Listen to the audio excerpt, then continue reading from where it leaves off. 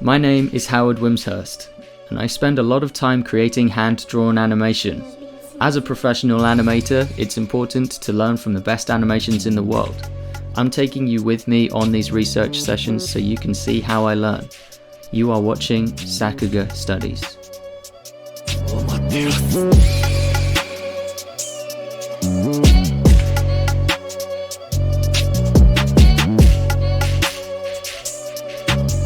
So Honkai Impact Third, just a little bit of background on this. Honkai Impact Third is a game with game cutscenes or some kind of narrative that they've really built upon and created. They're either cutscenes or like short films. And the studio is called Studio miHoYo. They've really seen this as an opportunity to showcase top quality animation. The animation has created quite a buzz this year. People have been talking about it quite a lot. Visuals are really strong from the get-go. Like everything about this is really high quality 3D animation made to look 2D. Those colors are just popping. Look at those pinks, the blues is super vivid. I like how this is composited. I like the toon shading as well. I feel like the toon shading has come a long way in the last 10 years.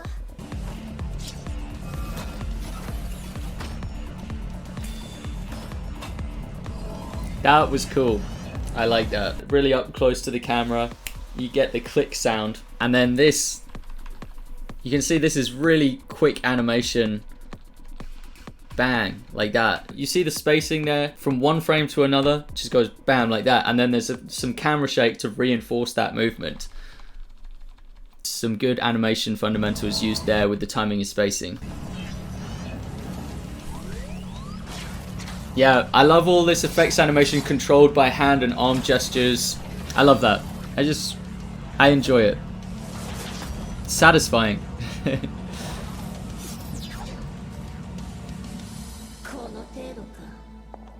That's pretty badass. Fast. The action can be smooth and flowing and then just fast and snappy. So they're using that contrast quite well in the motion. They're giving the effects a chance to build first. So she held that sword. She gave that sword a chance to stay there. This composition is really strong because it's using depth. The sword is coming out at us. We feel more engaged with the content when we're not just seeing it all on a side-by-side angle, but we feel like we're close to this sword. They've given it a chance, this sword, to stay there in the frame and build up energy so that when it does fly off, we feel that speed more. So if everything is fast all the time, you kind of build up this tolerance for speed. You lose the appreciation of speed. So it's important as a director and as an animator to always be contrasting fast with slow. Periods of time where the power is just building up and hasn't actually gone yet. Nice pose there. There's a bit of a matrix dodge there. Looks pretty cool. Wow. Nice effects here. A lot of the effects animation that's been drawn into it and composited into this is hand-drawn effects animation. This oval negative space looks really appealing to my eyes. Very effects heavy. This kind of color palette, deep purples bleeding into reds, yellows mixed in. This to me looks very similar to the kind of color palettes that UFO Table have used, or UFO Table, but that's a Japanese animation studio that's extremely popular right now. I'm wondering if the studio miHoYo has taken influence from a studio like UFO Table.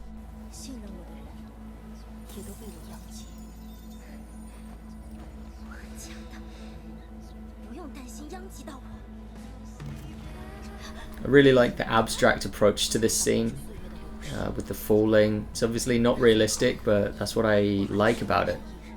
This is a really nice way to visually depict two characters breaking through to one another. That's really cool. Wow. I love this motif of shattered glass that's reflecting the different angles of these characters and just showing them emoting different expressions. I really like that. A lot of visuals of the hands. hands are very expressive, and you can actually do a lot of acting and emoting just with close-ups of people's hands. Nice. That was really nice, especially towards the end, those visuals. Just with the visuals and the music alone, it felt good.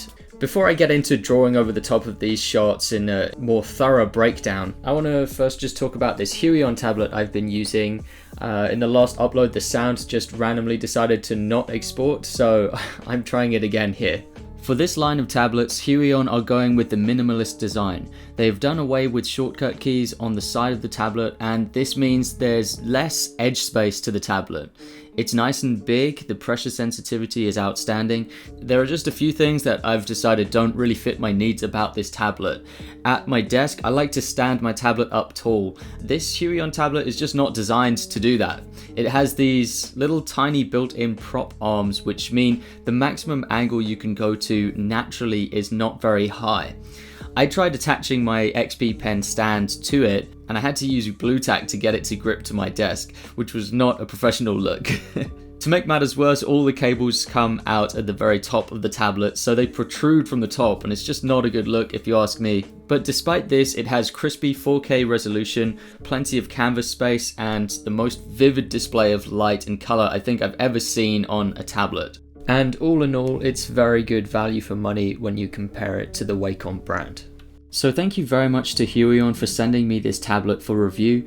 The tablet is linked in the description if you want to check it out and consider buying it. It's equally as important in 3D animation to have the discipline to have well-considered compositions and to actually almost restrict yourself in 3D to certain compositions, because with 3D animation you can go anywhere. You can go anywhere you want with the camera, and so you need to bring discipline back into that, and that's why storyboarding is still a standard procedure in the 3D animation pipeline. With storyboarding, you construct the image to reflect what you want it to feel like, what you want the characters to feel like, with that subjective storytelling. I just took a few still images from this piece of animation.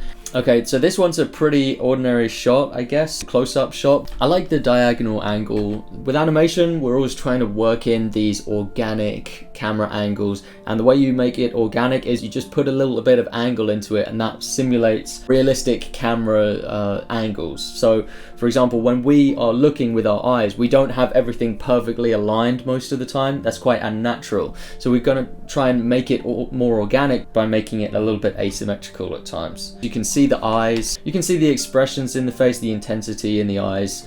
We've got some interesting pupils going on here, which is I guess worth a close-up. This one I didn't capture this very well because it was already when the two forces had clashed, but before that they had this nice diagonal going across and then meeting somewhere in the middle. But as you can see, it's not completely aligned, which is good. It feels a bit more natural, it not being completely aligned. We've got these nice swords in the foreground for depth, and they're kind of splaying out at this angle because the angle is close to the ground. And when we have a camera angle that's close to the ground, it feels big. It feels like everything's happening around us is big. I always like compositions that are framing the event. We've got a low horizon line here, looking up at the sky with this vortex. It's a pretty cool shot, it's a pretty cool image. So this is a shot reverse shot dialogue, but what I liked about this is that they changed the elevation of one of the characters. So this, let's say this is character 1, I don't know the names of the characters. This is character 1 looking up at character 2. Character 2 is all the way up there. And that just changes the dynamic of the scene a little bit. If they were on a flat plane like this, just talking to each other like this, it would feel a little bit more normal. It wouldn't feel quite as special. They're not the first to do it, they won't be the last to do it, but I want to show you what they're doing behind this so that you can learn. And now we've got the reverse shot. I told you it's a dialogue shot, so you have both angles. We've got the shot reverse shot here. This is a very typical anime trait, but a lot of the time they'll they'll just dip below the eyes, so you can't actually see the eyes. And this creates a nice bit of mystique about the characters, and anime loves to do this. They love to just frame the shot right below, like there, they'll cut off the eyes. It leaves things suspenseful a little bit instead of just showing it.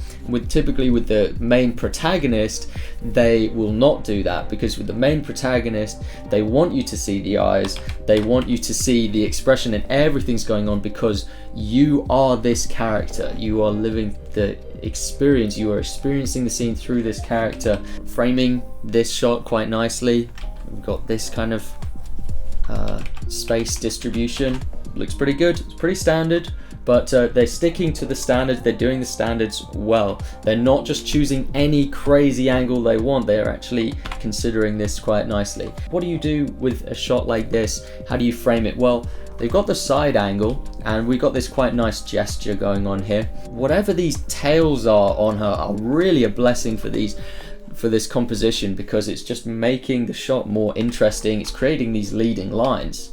The dynamic diagonal Dutch tilt, whatever you want to call it, and we got this kind of center point of focus here, which in the shot composition wise is quite nice. It's kind of along the 16:9 golden ratio, the Fibonacci spiral. It's nice, it's pleasant, and I'm not even going into the colors. It's cool. This is probably my favorite composition, and that's just because I love how this is framed and how we're really obscuring the character with this crazy wild effects animation. I mean, look at all these hues that it's going through here. It's going through the whole spectrum of hues here, but in a way that it's very complementary, very pleasing. A bit of what we call chromatic aberration here, where it's a photography effect, like along the edges it can diffuse into cyan, magenta, yellow. It's encircling this character, and it's the way it moves in the animation, it creates this storm around her, showing inner conflict with the external environment, but in a way that's certainly prioritizing the aesthetics. It's aesthetically pleasing the whole time. But yeah, I like the framing of this, how this is really in the foreground, taking up a lot of the room, and there's this kind of slit in this storm where we can see into this character. It's cool, I like it. So here's another shot where she's kind of encircled by this stuff and then just puts her hand through. It's kind of a POV shot. It's kind of a POV shot almost. Anything with the hands I find is a sensory experience. Sensory experience. So you can feel it more if it's with your hands, because you have hands, I have hands, the character has hands. We tend to kind of feel it in our own hands. It's a strong composition as well at the center. It's strong, and the reason it's strong is because it's simple. That's why it's strong. So this shot, they probably were thinking with this shot, like, what do we populate this with? We know we want her falling down, but what do we populate? We need stuff. And so they just chose cubes, and to be honest, it's not a bad choice. It works well. Some of the cubes are light, and because we've got this shot with the camera moving down this tunnel of cubes, all of these cubes are moving to the vanishing point. So here, I would say around here is the vanishing point, and oh, look at that, that's also where she is. All of these shapes are just moving and converging on her. The other reason I really like this shot choice is because this actually becomes two different types of shots. We've got this action shot when she's out here where we can see the full body, and then as she draws closer to us, we get here and it becomes an expression shot. So it's two in one. We're getting the body moving and doing this cool action animation, and then it comes to the camera and we get to see how she's looking and what she's thinking. Whenever we see the eyes up close, we get a window into the thoughts of the character. And more hands. There's so many shots with hands. With a strong composition, you can just show it in a single frame and it communicates what it needs to communicate. And they're using restraint with the choice of camera angles, and they're following filmmaking conventions. The conventions are there for a reason. The conventions work. If you're a 3D animator, if you're making a 3D animation, consider going back to storyboarding and drawing your compositions, because that's going to give you these intentional compositions where you're intentionally trying to communicate the story with your visuals. This is 3D animation. 2D animation is a difficult medium to use, and if you can make 3D animation look like 2D animation, it can mean you can scale your operation to more people, to a larger workforce. They've almost cracked it with this, I can tell, but I think to the non-discerning viewer, they might not be able to tell the difference. They might see it as being 2D hand-drawn animation. I think Honkai Impact is a film or a series that really prides itself on the aesthetic quality. The color palettes are extremely vivid, highly edited, highly composited, clean aesthetic.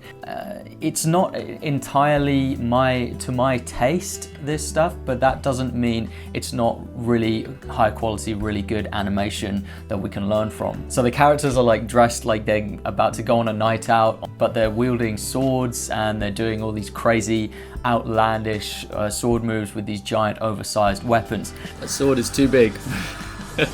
So I don't know if they're like dressed appropriately for the occasion, but I guess it's eye candy, isn't it? It's like they want to hold the attention of male viewers, perhaps. I don't know.